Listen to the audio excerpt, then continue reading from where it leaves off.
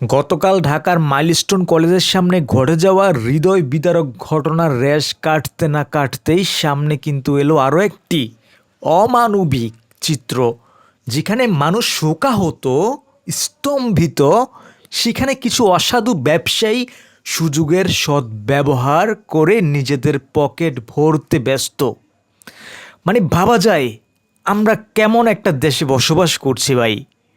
আজ আমরা কথা বলবো সেই ব্যবসায়ীদের নিয়ে যারা গতকালকের পরিস্থিতিতেও সাধারণ মানুষদের অসহায়ত্বের সুযোগ নিয়ে আকাশ ছোঁয়া দামে পানি বিক্রি করেছে। রাইট, আজকে সেটা নিয়ে কথা বলবো।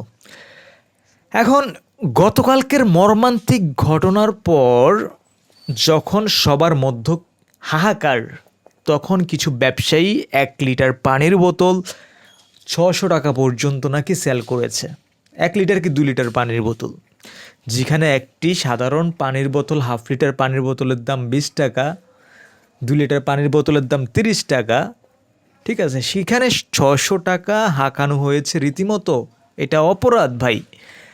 আমি শুধু পানি নয় ভাই, রিক্সা ভাড়াও কিন্তু বেড়েছে আকাশচুম্বী। হাউস বিল্ডিং থেকে বাংলাদেশ মেডিকেল যেতে যেখানে 40-50 টাকা লাগে, সেখানে ভাড়া চাওয়া হয়েছে 100 থেকে 150 টাকা।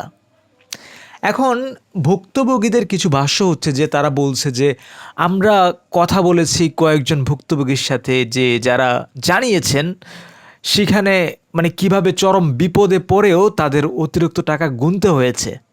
একজন শিক্ষার্থী তো জানাইছে যে আমি 250 টাকায় হাফ লিটার পানি কিনতে বাধ্য হয়েছি, এরকম কথাও কিন্তু বলেছে, বিভিন্ন ভিডিওতে দেখেছি। অন্যদিকে অভিযুক্ত ব্যবসায়ীরা তাদের দোষ স্বীকার করতে কিন্তু নারাজ।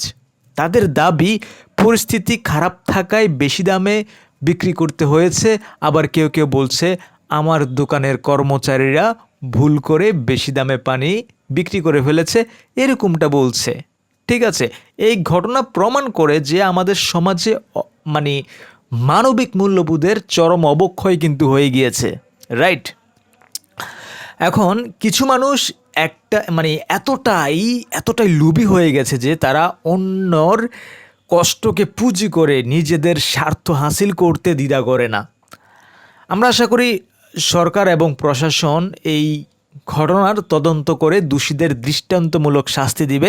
পাশাপাশি সাধারণ মানুষ হিসেবে আমাদেরকেও উচিত যে এই ধরনের অমানবিক ঘটনার প্রতিবাদ করা এবং একে অপরের পাশে দাঁড়ানো।